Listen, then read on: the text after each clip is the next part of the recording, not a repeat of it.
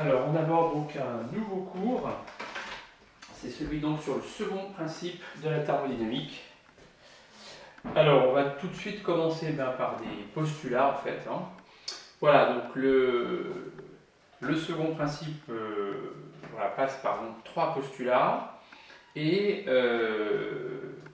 on introduit une nouvelle grandeur thermodynamique qui est l'entropie. Donc c'est grand S, donc le symbole de l'entropie.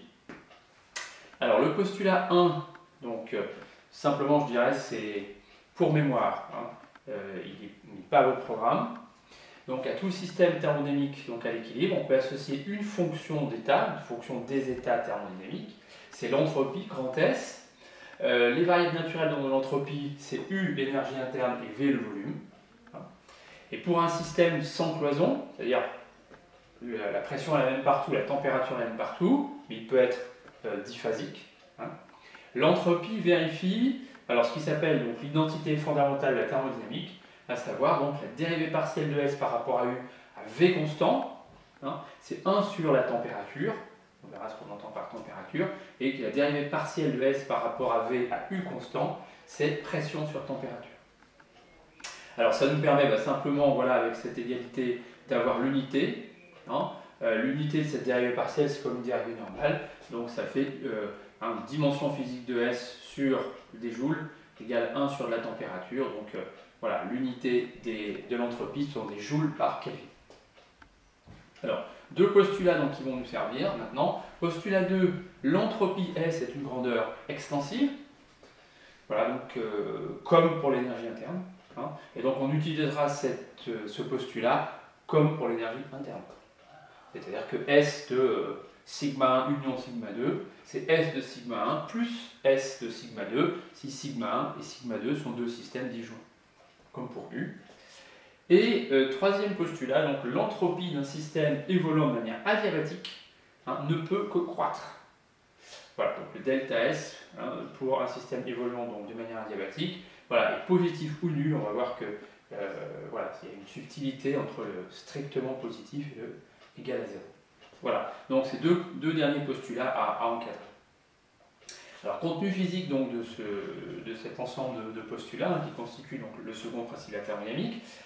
L'existence en fait, de l'entropie et des 3 postulats ci-dessus permet de définir en fait, une température universelle, une vraie température entre guillemets, indépendante des propriétés des matériaux thermométriques. Et cette température universelle, donc issue de ces équations, elle va s'identifier à la température absolue, celle dont on parle depuis le début du cours.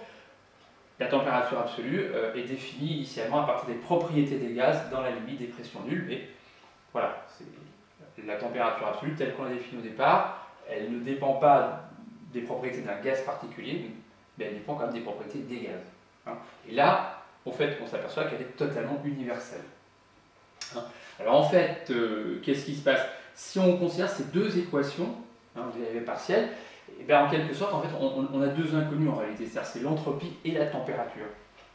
Et en fait, le couple de solutions ST est unique. Alors unique à une constante multiplicative près. Voilà.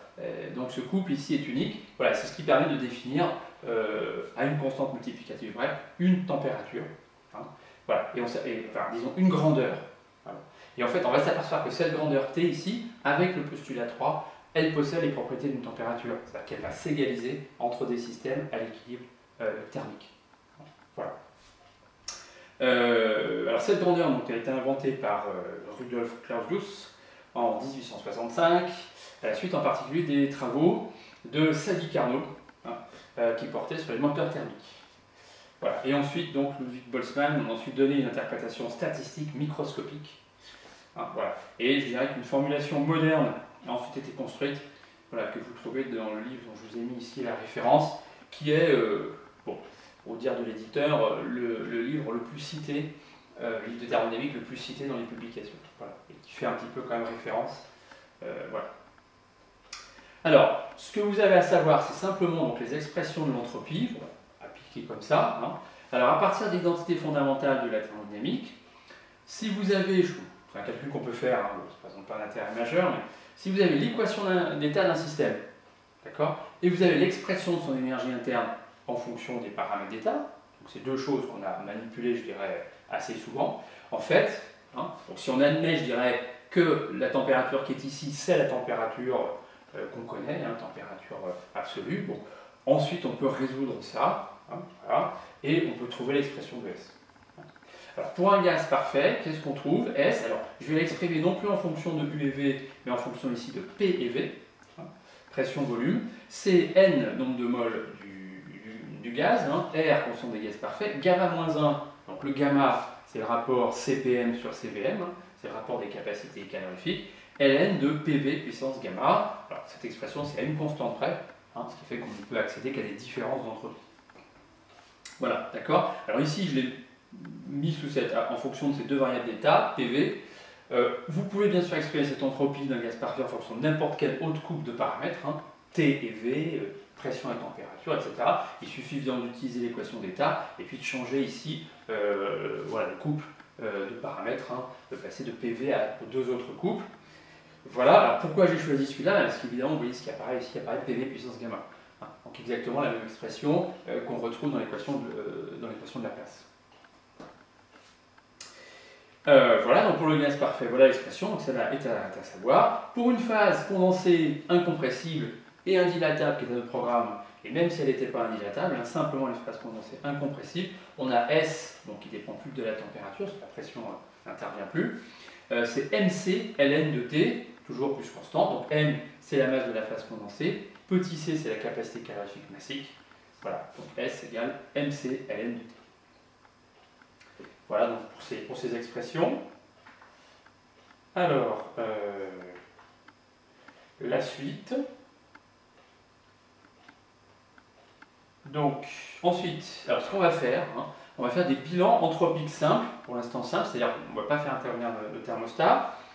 Alors, donc, en fait, dans ce chapitre, on se bornera à évaluer, à l'aide des expressions ci-dessus, hein, et puis également, donc, de manière plus générale, l'expression de la variation d'entropie d'un thermostat, la variation d'entropie d'un système ou de systèmes hein, au cours d'une transformation, et à vérifier à chaque fois que le postulat 3 sera bien satisfait, évidemment le cas échéant. C'est-à-dire, s'il y a un système qui subit une transformation adiabatique, on doit vérifier systématiquement que le delta S donc, est positif ou nul. Alors, l'idée ensuite, si vous voulez, c'est qu'une fois que vous aurez quelque part compris ce second principe avec tous les exemples que vous aurez traités, ceux qu'on a fait en cours, ceux qu'on aura fait en exercice, vous aurez bien vu que ces trois postulats sont bien justes, en particulier le troisième. On verra que ce troisième postulat, il va avoir des conséquences importantes sur les calculs des rendements des moteurs thermiques hein, et des machines frigorifiques, etc. Voilà. Mais là, on va simplement, je dirais, vérifier que voilà, ces postulats sont bien satisfaits. Alors, l'avertissement, donc les formules ci-dessus, qui sont là, hein, ne peuvent être utilisées pour des calculs de variation d'entropie entre deux états d'équilibre thermodynamique hein, que s'il n'y a pas de changement d'état physique entre ces deux états. Hein. Si vous avez un liquide qui se solidifie au cours d'une transformation, ça appartient à un autre chapitre, c'est le chapitre donc, des changements d'état. Hors de question d'appliquer cette expression, hein, qui serait, je ne sais pas, le S pour le solide moins le S pour le liquide. Hein, c'est tout à fait autre chose. Là, pareil, donc, ce gaz ne peut rester. Hein, si le gaz devient liquide, voilà, on ne peut pas faire la différence par exemple ces deux expressions, ça n'a aucun sens. Hein, je ne sais pas, dans l'état initial, c'est un gaz, dans l'état final, c'est un liquide. Faire ça moins ça, ça n'a aucun sens. Donc on ne calcule les variations d'entropie à l'aide de ces formules que si le système reste dans le même état physique hein, entre l'état initial et l'état final. Alors on va faire un certain nombre d'activités, on va mettre tout simplement ça voilà, on va voir comment ça fonctionne, comment on fait ces calculs. Bon, il y a juste une formule à appliquer, hein, je dirais quelque part. Voilà, faire un bilan d'entropie, c'est de calculer la variation d'entropie entre un état initial et un état final. Quand on a fait le travail qu'on fait habituellement, c'est qu'on sait prévoir l'état final, donc on sait prévoir les variables dans l'état final, donc on sait calculer à l'aide de ces formules l'entropie dans l'état initial, l'entropie dans l'état final, donc on fait la différence des deux, voilà, et ça fait le bilan d'entropie. Et éventuellement, on voit si ce postulat 3 peut s'appliquer et s'il est effectivement bien satisfait.